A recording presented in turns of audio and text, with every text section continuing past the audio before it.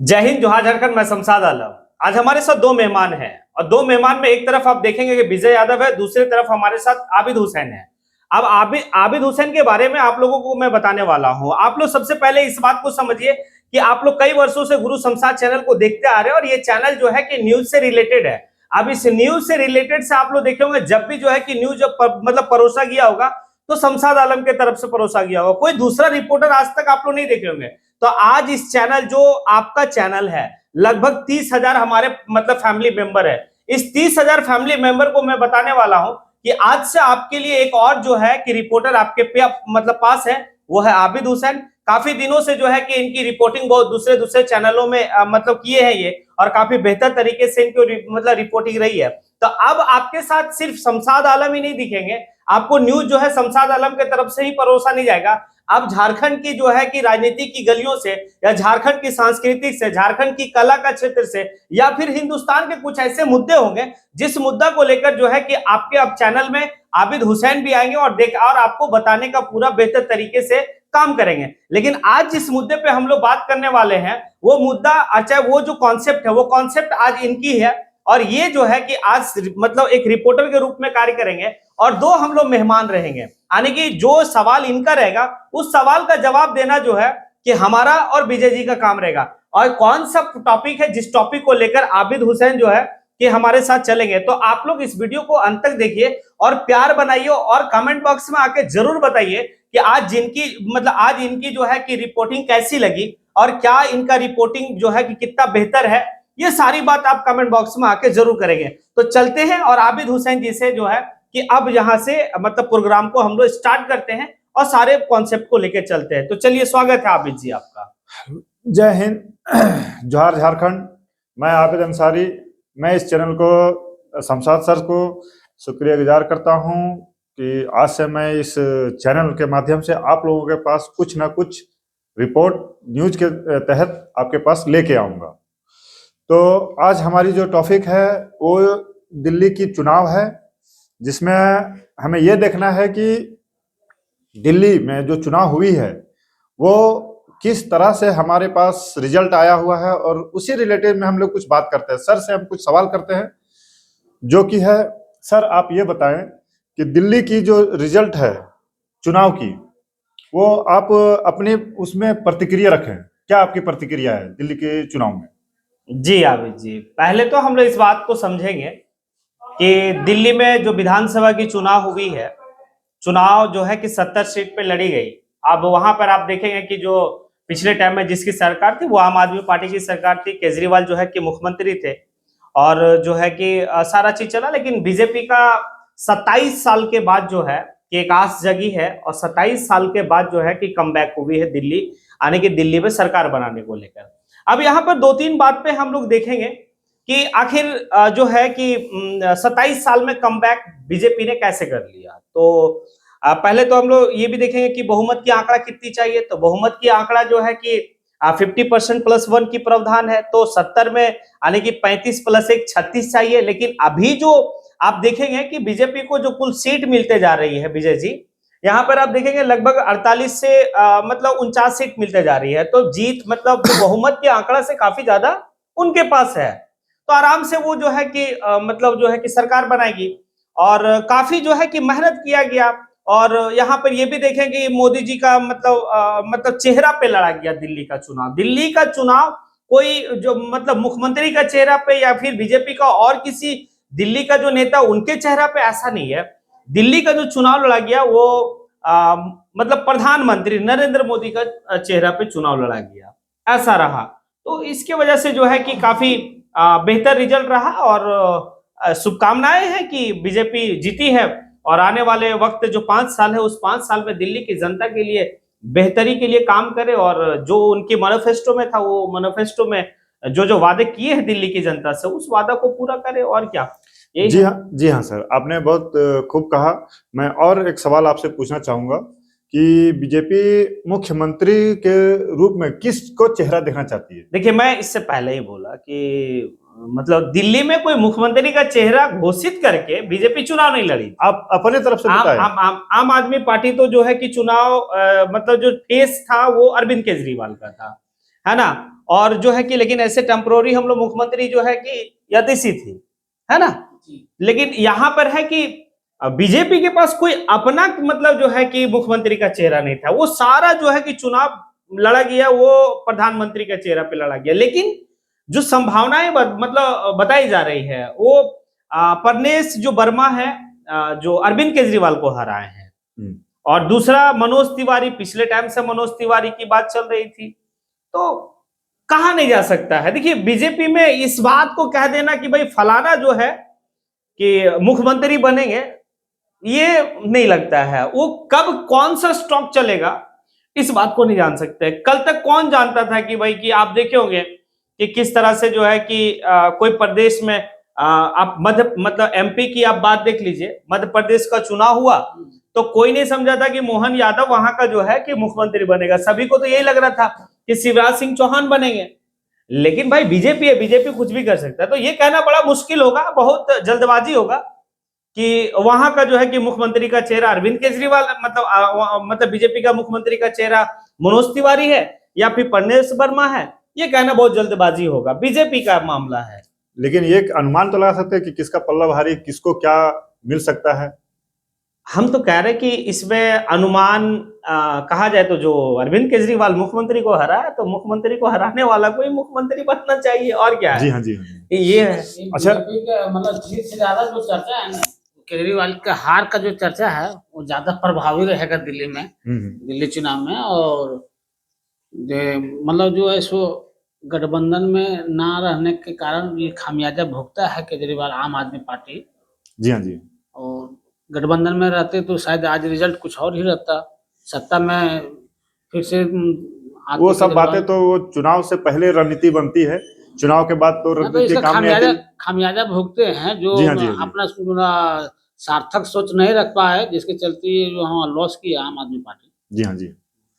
चलिए सर, और हमारा एक सवाल आपसे और है कि अवैध ओझा जो हैं उनकी हार को आप किस नजरिए से देखते हैं? क्या कारण रही जो वो अपना सीट को हारे हुए?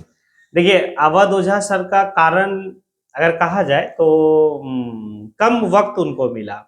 हालांकि अवध ओझा का हार स्पेशल अगर कहा जाए तो मुझे भी बहुत दुख है, मुझे दुख है।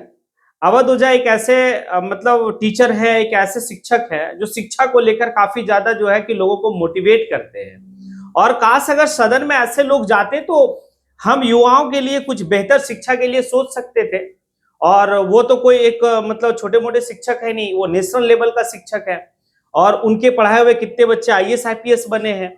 तो उनका सदन ना जाना ये मेरे लिए जो हम अपने स्पेशल कह रहे हैं कि ऐसे लोगों को सदन जाना चाहिए। पढ़े लिखे लोग अगर जब सदन पहुंचते हैं तो तर्क के हिसाब से अपनी बात को रखते हैं, और जब तर्क के हिसाब से बात को रखते हैं तो उसमें आप देखेंगे कि अगर अभी पूरे मतलब हिंदुस्तान में 2-3 टीचर ही हैं जिनकी नाम काफी ज्यादा मतलब लिया जाता है, जैसे खान सर हैं, अवध ओझा सर हैं, आपका विकास दिव्य कीर्ति सर है। तो अगर वो चुनाव लड़े तो एक शिक्षक को वहां तक जाना चाहिए था। तो हार का कारण ये कि उनको वक्त नहीं मिल पाया, क्योंकि अभी सडनली जो है कि वो आम आदमी पार्टी ज्वाइन किए थे, फिर जो है कि उनको परपड़गंज जो है कि विधानसभा सीट है वहां से वो चुनाव लड़े। दिल्ली का सबसे बहुत हॉटेस्ट सीट है। हाँ, तो ये बात तो था। अब क्या लगता है आपको विजय जी की मतलब आप अपना प्रतिक्रिया रखें सर। तो ये तो उनका हारना दुर्भाग्य रहा है, मतलब ये सिर्फ दिल्ली के लिए नहीं पूरे देशवासियों के लिए थोड़ा दुर्भाग्य रहा है, क्योंकि वो जाते तो सदन में शिक्षा के लिए अलग जगाते और लोगों को जो है सो इसका जो है पूरे भारत में इसका लाभ मिलता, और जो अब उनके पास गुण है लोगों को देते। दूसरा राज्य भी फॉलो करता इस चीज़ को, ताकि दूसरे राज्य के लोग भी और मतलब पूरे भारतवासियों को इससे लाभ बहुत मिलता। हारना बहुत दुख, उनके अवध सर का हारना बहुत दुखदायी हुआ। मतलब आने वाले वक्त में ये भी हम नहीं कह सकते, ये भी आने वाले वक्त में ये भी कहना बहुत मुश्किल है कि कल अगर खान सर भी बिहार से चुनाव लड़ेंगे तो जीतेंगे कि नहीं जीतेंगे ये गारंटी नहीं है। मतलब इस तरह का शिक्षक अगर चुनावी मैदान में आ रहे हैं तो फिर युवा लोग क्या सोच रहा है ऐसे शिक्षकों के बारे में। यार ये शिक्षक को सदन नहीं भेज रहे हम, वो पैसा कमाने के लिए तो नहीं आया होगा, क्योंकि आज के टाइम में अवध ओझा के पास कोई पैसे की तो कमी नहीं है, अपना जीवन यापन बेहतर से चला सकता है। कल खान सर भी अगर बिहार का किसी कॉन्स्टिट्यूंसी से वो चुनाव लड़ेंगे, किसी मतलब इलेक्शन, मतलब आपका जो है कि असेंबली का इलेक्शन लड़ते हैं किसी दल से, वो हार जाते हैं तो बड़ा दुख वाली बात होगी। कल विकास दिव्य कीर्ति हार जाएंगे, अगर ऐसे लोग नहीं जाएंगे तो कल जो इस बात को कहा जाता है कि पढ़े लिखे लोगों को राजनीति में आनी चाहिए, तो भाई सिरे से खारिज वाली बात लगती है, तो दुख है। चलिए ठीक है, इस पे हम आपसे एक और सवाल, लास्ट सवाल करना चाहेंगे। अगले 5 सालों में अरविंद केजरीवाल का क्या उनका रणनीति रहेगा? क्या इस चुनाव हारने के उपरांत क्या वो अपने पार्टी में क्या वो बदलाव लाना चाहेंगे? कहाँ वो अपनी पार्टी को देखना चाहेंगे? और क्या फिर से वो जमीन स्तर से फिर से वो काम करेंगे? क्या उनके ऊपर कुछ छूट गई काम करने को, जो इस आज हार का सामना करना पड़ गया उनको?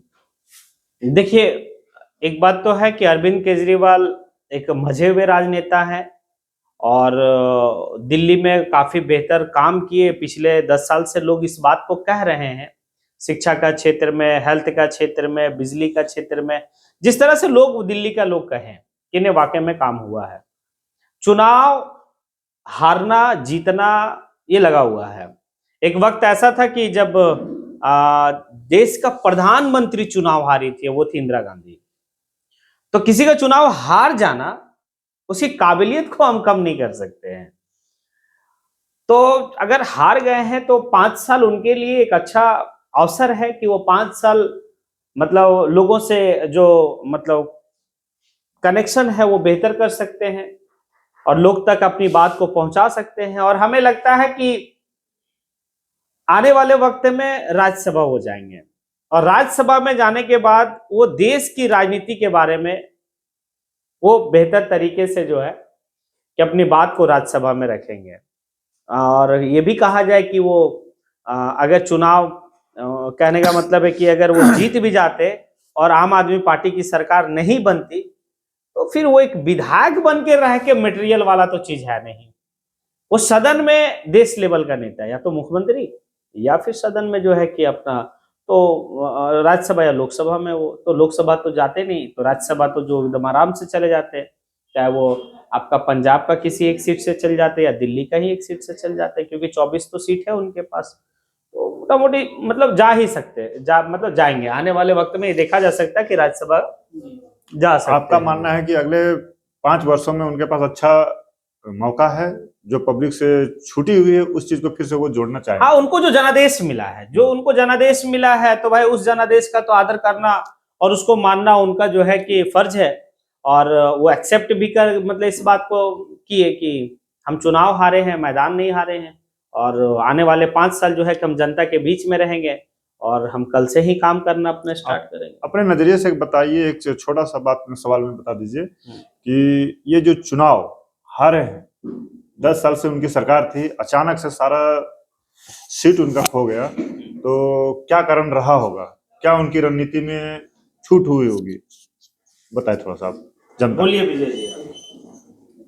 राजनीतिक जो करना था वो सार्थक ही किए हैं, बट क्या है कि बीजेपी कहीं न कहीं उससे ज़्यादा प्रभावी इस बार जो है सो साबित हुई है और लोगों के विचार में अपना प्रभाव कोई इस तरह रखे कि इस बार जो है केजरीवाल तरफ जो है सो झुकाव लोगों को नहीं रहा। वहाँ के देखिए ये जो है ना, लोकतंत्र की एक खासियत भी है और एक खूबसूरती भी है कि लोकतंत्र में लोग, हमारा जो 5 साल का वक्त होता है वो तो रोटी जो है ना, रोटी को एक तवा मतलब दोनों तरफ पलटना उचित रहता है और ताकि वो बढ़िया से पके। तो यहाँ जो है दिल्ली की जनता भी रोटी को थोड़ा पलटा है और हम तो यही कहेंगे कि अभी बीजेपी आई है तो बेहतर चलाए, नहीं तो केजरीवाल भी जैसे सर बताए कि वो बहुत मंजे हुए राजनेता हैं और अच्छा वो करेंगे। और आने वाला दिन जो है सो ऐसा नहीं कि उनके लिए अब जो है सो बंद हो गया, नहीं बन पाएंगे। आने वाला दिन में अपना जो है सो मेहनत लोगों के बीच में रखेंगे, लोगों की जन समस्या को समाधान करेंगे। और वैसे भी लोकप्रिय नेता केजरीवाल हैं, तो उनके लोकप्रियता में कमी नहीं आएगी। भले हारे हैं चुनाव, कोई बात नहीं है, आगे इनका लोकप्रियता और बढ़ेगी और मजबूती से फिर से आएंगे। और ये खूबसूरती बोले कि लोकतंत्र की खूबसूरती है भाई, चुनाव होगा उसमें जितना हारना लोगों का लगा रहता है। 27 साल के बाद आज जो है सो फिर से बहुमत में आई है दिल्ली में बीजेपी, तो जो है सो इस तरह का चलता ही रहेगा। सरकार किसी का भी बने, हम तो यही कहेंगे कि दिल्ली बहुत खूबसूरती में है, भारत की राजधानी है, खूबसूरत रहे, वहाँ के जी हाँ, लोग जी अच्छे खूबसूरती से रहे और अच्छा ये पैगाम पूरे भारत में जाए। ठीक है सर, आपका बहुत बहुत धन्यवाद। आपने बहुत अच्छा बात रखा हमारे जनता के बीच में। आपका भी सर, आपने भी बहुत खूबसूरती से इस बात को रखा है, और हमारी श्रोता जो है वो इस चैनल के माध्यम से हमें और सपोर्ट प्यार दें, ताकि हम इस तरह से बात आप तक पहुंचाते रहें। जोहार झारखंड, जय हिंद। जय हिंद। जय हिंद।